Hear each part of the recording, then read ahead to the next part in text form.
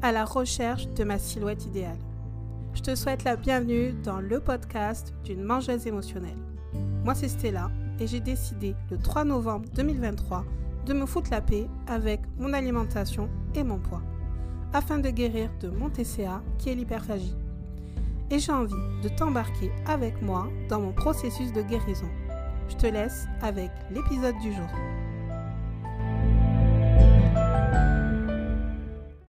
Bienvenue à toi dans l'épisode 20 de mon podcast. Aujourd'hui, je vais te faire une petite story time.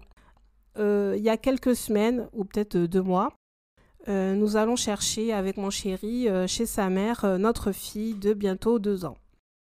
Et lors de notre arrivée, on voit que notre fille a bien mangé chez mamie. Alors je dirais comme chez tous les grands-parents, on mange très bien. Les papis-mamies donnent de bonnes règles, on va dire, des bonnes choses. Enfin, je me comprends parce que moi, que ce soit du côté de mon chéri ou de mon côté à moi, les grands-parents, ce ne sont plus les parents qu'on a pu avoir. Ils sont vraiment en mode grands-parents. Hein. Donc, c'est-à-dire, ils laissent tout passer. Bref, tu vas comprendre vite ce que je veux dire. Donc, on voit notre fille avec le ventre ultra tendu, ultra, je dirais même dur peut-être. C'est vrai que j'ai pas touché, mais elle était, un ventre bien rempli, on va dire. Donc je dis, mais tu manges bien chez mamie et tout. Je dis ça en rigolant, même si tu vas me dire, ça se dit pas, mais... Et là, ma belle-mère qui me dit, ah oui, mais elle mange bien, elle me demande encore et tout. Et là, je lui dis, mais Mimi, alors elle s'appelle Michel, mais on l'appelle Mimi. Je dis, Mimi, c'est-à-dire ? Elle me dit, des fois, elle se resserre 3 ou 4 fois.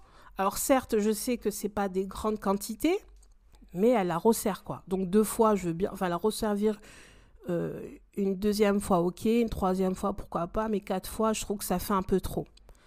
Et là, elle me dit comme ça, elle me dit, mais rassure-toi, c'est pas des cochonneries, c'est pas des bêtises, hein. Et je lui dis, mais qu'est-ce que vous entendez par bêtises ? Elle me dit, c'est pas des gâteaux, c'est pas des sucreries, etc. Et là, je lui dis, mais c'est pas parce que c'est pas des choses sucrées que vous devez lui redonner, quoi.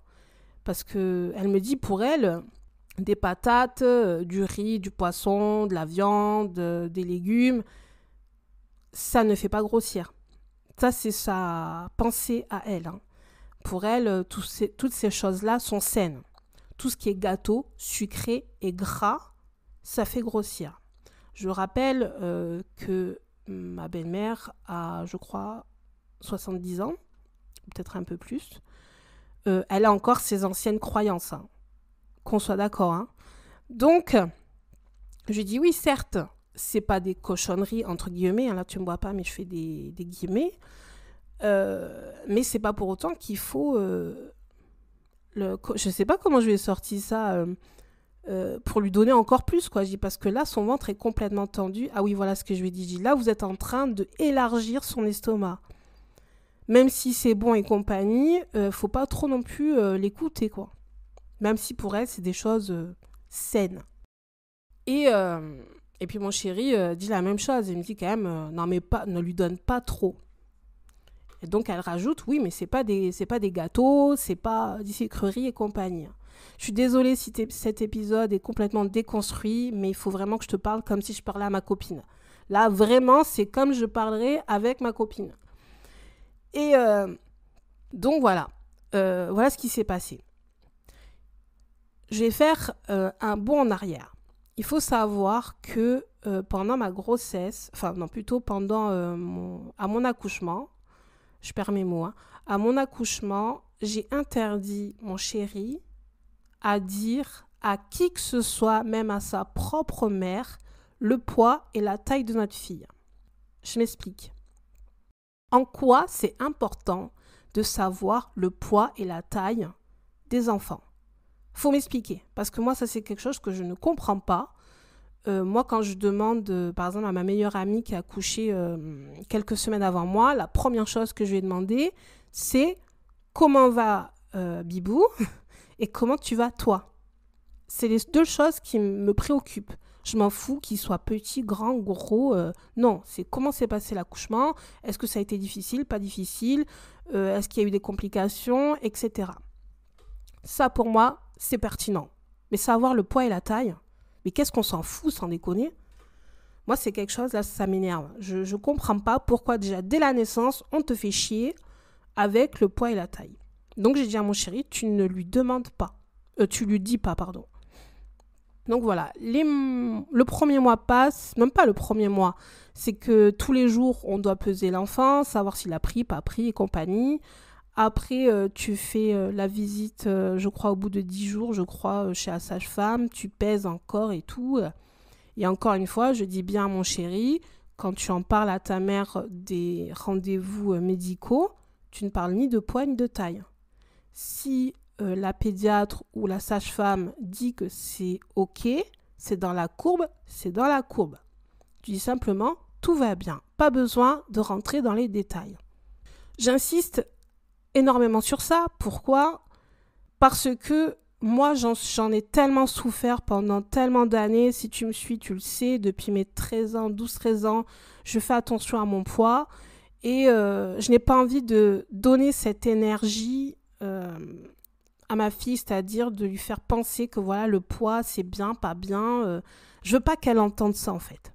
Je veux pas qu'elle entende ça. Mon chéri, lui, ça lui préoccupe. Ça lui préoccupe. Alors, il n'en parle pas à sa mère, OK, mais ça lui préoccupe de savoir si sa fille est dans les normes. À chaque fois que je vais chez le médecin, tu demandes si elle est dans les normes, si elle n'est pas trop grosse, mais c'est toujours pas trop grosse, c'est pas si elle n'est pas trop grande. Tu vois le truc, quoi. Donc, quand je vais chez le médecin, je lui en parle à mon médecin traitant, parce que moi, c'est mon médecin traitant qui fait pédiatre. Et je lui dis, voilà, est-ce qu'elle est dans la courbe ? Je dis, moi, personnellement, pour moi, elle est très bien comme elle est, ma fille. Mais je sais que son papa et ma belle-mère, parce que ma belle-mère est derrière pour demander, pour dire, oui, t'es sûre qu'elle est bien, nana et tout. Et elle me dit, mais vous savez, votre fille est grande, donc le poids est en conséquent. Donc pour moi, tout va bien. Tant qu'il n'y a pas de cassure, c'est-à-dire qu'elle perd brusquement du poids ou qu'elle prend brutalement du poids, tout va bien. Et c'est pareil pour la courbe de la taille. Elle me dit si tout d'un coup, elle ne grandit plus ou tout d'un coup, c'est en flèche, il faut se poser des questions. Mais pour moi, tout va bien. Donc, pour en résumer, mon mec a peur que sa fille soit grosse. En gros, c'est ça. Et pourquoi il a peur de ça ? Parce que petit, il était un peu en surpoids. Je dirais vraiment en surpoids. Il n'était pas gros. Moi, quand je vois les photos quand il était petit, je dis excuse-moi, moi je te vois pas gros.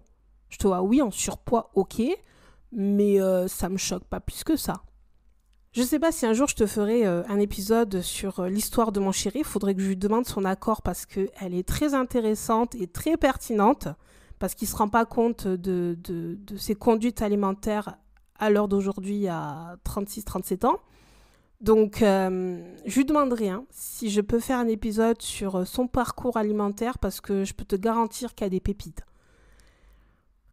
Pour résumer, je te dis souvent ça parce que là, c'est lifestyle. Je prépare rien, je te le dis comme ça vient. Mais pour en revenir au poids des enfants, moi, j'ai un fils, donc un plus grand qui a 11 ans. Et mon fils a été maigre. Il faut dire ce qui est, il a toujours été maigre depuis petit. Il est maigre, mais bon, moi, ça ne me perturbait pas plus que ça, parce que dans ma famille, moi, j'ai mon père qui est mince et grand. J'ai mon petit frère qui est mince et grand. Et dans la famille, il y a beaucoup de grands et beaucoup de minces. Donc, passons, quoi.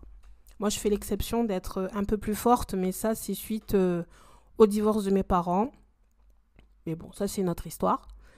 Et donc, souvent, on m'a fait la reproche de l'alimentation de mon fils. Et moi, c'est quelque chose que j'ai pas envie de toucher. Moi, si mon fils il a envie de manger ça, il mange ça. J'essaye au maximum de lui faire goûter de nouvelles choses pour introduire de nouveaux aliments parce que c'était un enfant qui mangeait de tout. C'est moi qui faisais ses petits pots, c'est moi qui lui a fait le 3 à 95% ses repas. À part quand je devais aller en extérieur, je prenais des petits pots du supermarché. Mais sinon, c'est moi qui faisais tout le temps les repas pour économiser. Et aujourd'hui, il a une alimentation, faut le dire, hein, qui n'est pas du tout équilibrée, mais je n'ai pas envie de lui donner cette pression. J'ai pas envie de lui donner cette pression, surtout que il a un traitement par rapport à son TDA sans hyperactivité, donc c'est trouble déficit de l'attention. Et ce médicament a un effet secondaire number one, c'est de couper l'appétit. Donc, le médecin m'a dit, si votre enfant a envie de manger des sucreries en fin de journée, vous lui donnez. Ne le restreignez pas parce que c'est pas très sain et compagnie. Il faut savoir que ce médicament-là, tout le long de la journée, coupe l'appétit. Donc, en fin de journée, il risque d'avoir envie de manger du sucre, donc donnez-lui.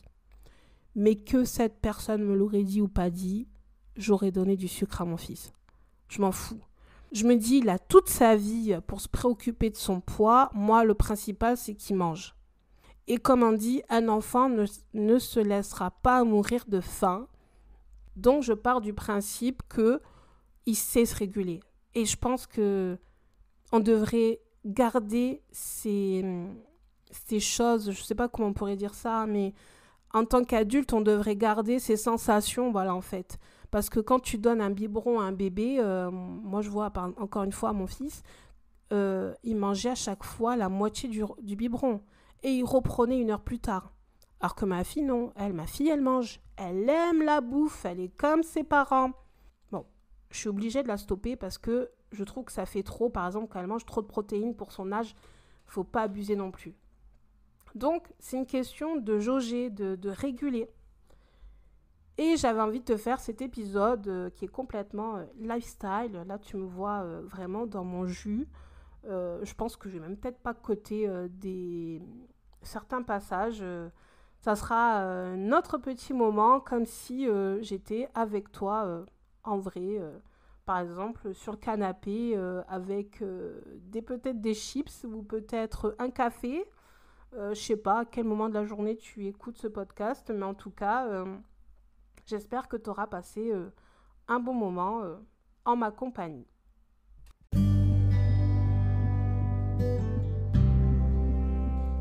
Merci à toi de m'avoir écouté jusqu'au bout.